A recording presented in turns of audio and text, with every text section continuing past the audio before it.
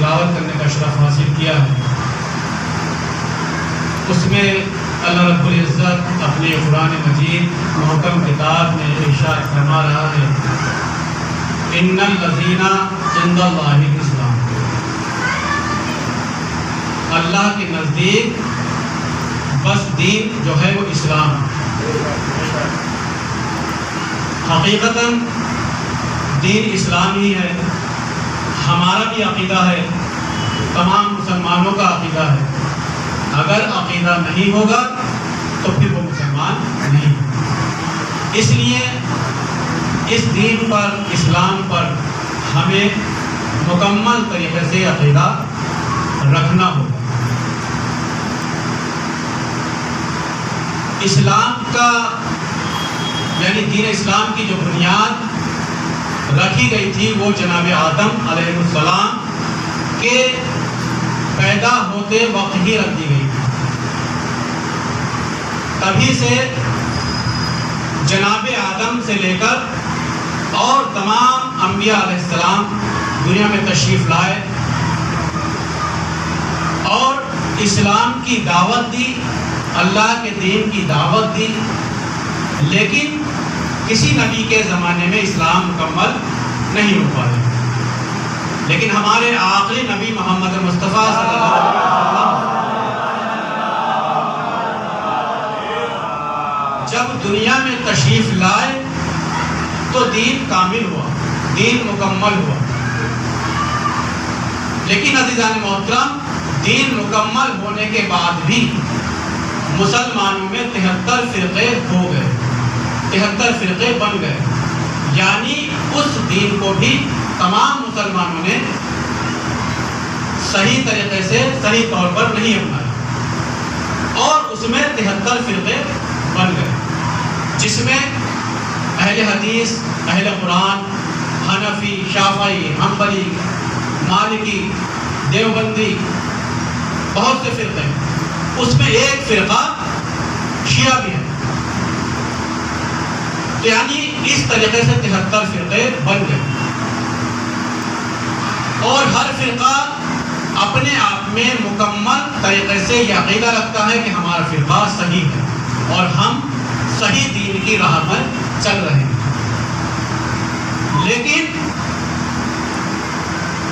اور ہر فرقہ یہ جانتا ہے، یہ چاہتا ہے، یہ سمجھتا ہے کہ ہم ہی جنت میں جائیں گے۔ ادھر رسول اکرم کی حدیث ہے کہ ایک فرقہ صحیح ہے جو جنت میں جائے گا۔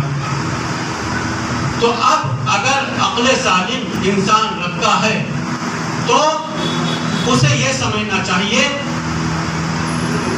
کہ جو فرقہ جنت میں جائے گا اس کا ہادی کیسا ہونا چاہیے، اس کا رہبر کیسا ہونا چاہیے، کیونکہ ہر فرقہ ایک رہبر کے زیر سائے میں ہے۔ اللہ رب العزت فرماتا ہے کہ یوم ندعو کل اناس بامامہم، یعنی ہر فرقہ، ہر انسان روز محشر اپنے امام کے ساتھ بلایا جائے گا۔ سمجھ میں آ رہی نا؟ غور فرمائیے گا، یعنی ہر انسان اپنے رہبر کے ساتھ، اپنے امام کے ساتھ روز محشر بلایا جائے گا، محشور کیا جائے گا۔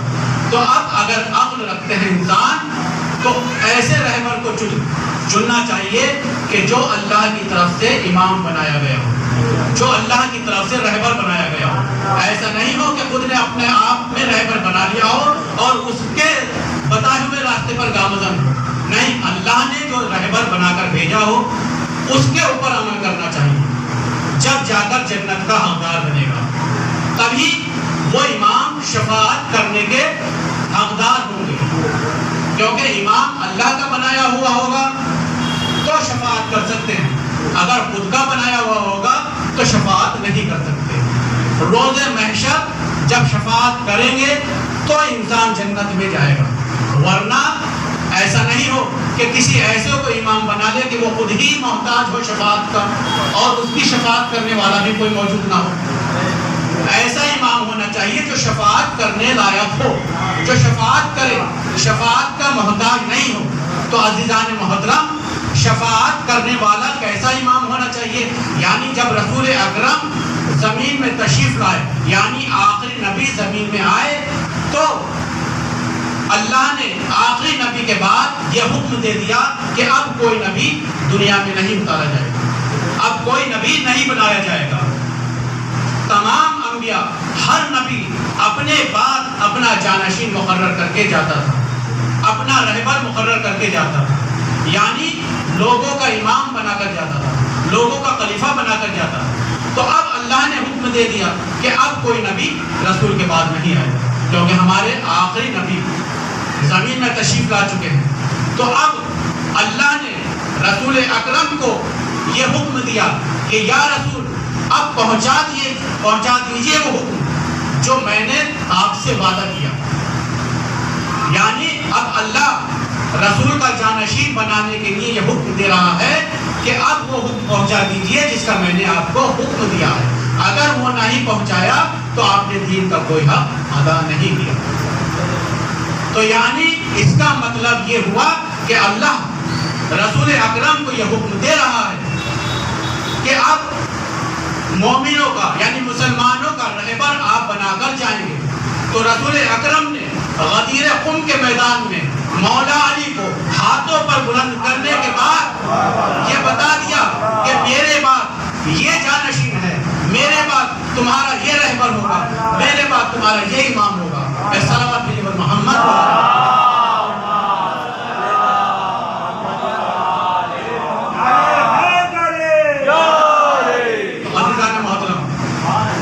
عزیزان محترم، یعنی رسول اکرم نے اللہ کے حکم کے ذریعے یہ بتا دیا کہ میرے بعد میرا جانشین اور تمہارا مولا، یعنی من کنت مولا فہذا علی المولا، یعنی جس کا میں مولا اس کا یہ علی مولا، اس لیے میرے بعد تمہارا یہ مولا ہوگا، یعنی تمہارا حاکم یہ ہوگا، تمہارا رہبر یہ ہوگا، تمہارا امام یہ ہوگا۔ تو اب ہمیں معلوم ہو گیا کہ اللہ نے ایک امام کو دنیا میں بھیج دیا۔ تو اب امام کو بھیجنے کے بعد اب وہ تمام مسلمانوں کا رہبر ہے۔ اب مسلمانوں کو چاہیے کہ اس امام کو مانے کہ جس کا حکم رسول اکرم نے دیا۔ اگر علی کو امام مانا تو رسول اکرم کا حکم مانا، اور رسول اکرم کا حکم مانے گا تو پھر اللہ کا حکم ماننے کے لائق ہوگا۔ اور اگر علی کو امام نہیں مانے گا تو رسول اکرم کی بھی نہیں سنی، رسول اکرم کی بات پر بھی غور نہیں کیا، اور اللہ کا حکم بھی نہیں مانا۔ اور جس نے اللہ کا حکم نہیں مانا وہ جنت کی بو بھی نہیں سن سکتا۔ صلوات بھیجیے محمد۔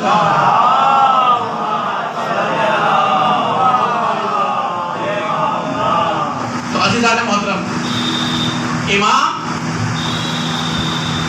اپنے سے خود بنانے والے کبھی امام نہیں بنا پاتے۔ جس طریقے سے اللہ نے نبی کو بھیجا اسی طریقے سے امام کو بھیجا۔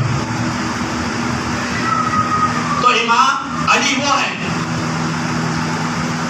جس نے اس آغوش میں پرورش پائی کہ جس آغوش میں رسول اکرم نے پرورش پائی۔ لوگ ابو طالب کو کافر بولتے ہیں، ارے جس نے دو کامل ایمان ہستیوں کو پالا ہو، پرورش کی ہو، وہ تو کافر ہے، لیکن جو رسول کو وصیت نہ لکھنے دے، جو رسول کو ہذیان بتائے، وہ مسلمان ہے؟ یہ کیسے ہو سکتا ہے؟ یعنی جو کامل ایمان ہستیوں کی پرورش کر رہا ہے اسے لوگ کافر بتا رہے ہیں، غور فرمائیے گا۔ لیکن جو رسول اکرم کو کاغذ قلم مانگنے کے بعد وصیت نہ لکھنے دے اور رسول اکرم کو ہذیان جیسا الفاظ بولنے کے بعد توہین کرے، اس کو لوگ مسلمان بولے، تو یہ انصاف کی بات نہیں ہے۔ اس لیے رسول اکرم نے پہلے ہی فرما دیا کہ جو علی کو امام مانے گا وہ مجھے رسول مانے گا، اور جو مجھے رسول مانے گا وہ اللہ کو ایک مانے گا۔